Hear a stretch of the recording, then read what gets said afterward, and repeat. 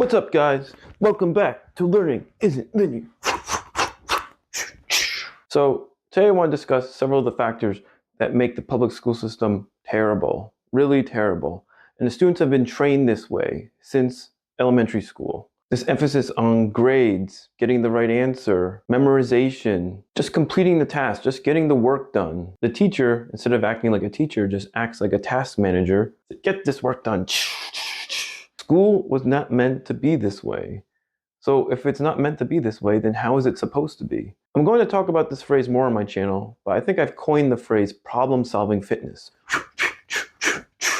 What's the purpose of school? The purpose of school is to exercise and play and experiment. Experimentation, not memorization. This is one of the tenets of learning isn't linear. Jordan Peterson was right. One time he was talking about totalitarianism. His thinking was, what's the opposite of this?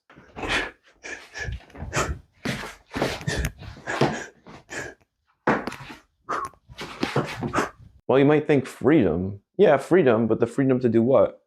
So he said play. The opposite of totalitarianism is to play, experiment. Have the freedom to play and experiment. That's what it should be like in school.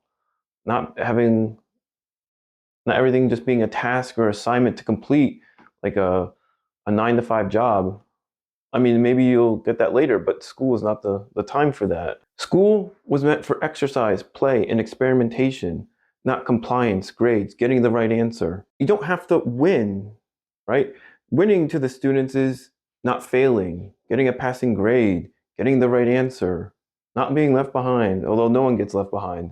Grades are meaningless. They don't truly reflect the ability of the student. They're inflated, if not completely fabricated.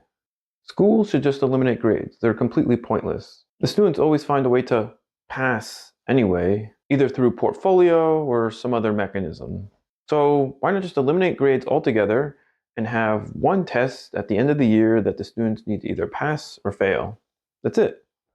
Then the pressure is off the teachers and they can just help the students learn. I know grades are supposed to create some type of accountability for the students, like a carrot on a stick, but it really just creates fear and anger and frustration.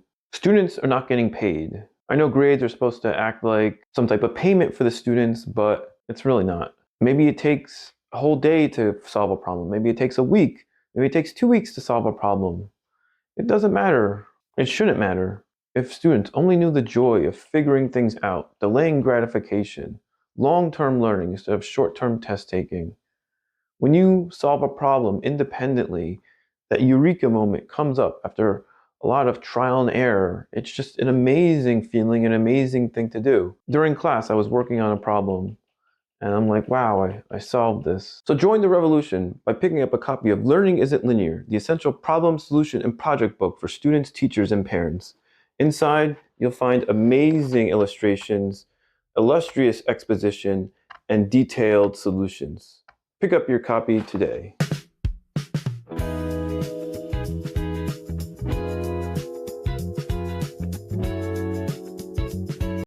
If you are learning from the free resources from this channel, then you'll love my book, Learning Isn't Linear, available on Amazon.com.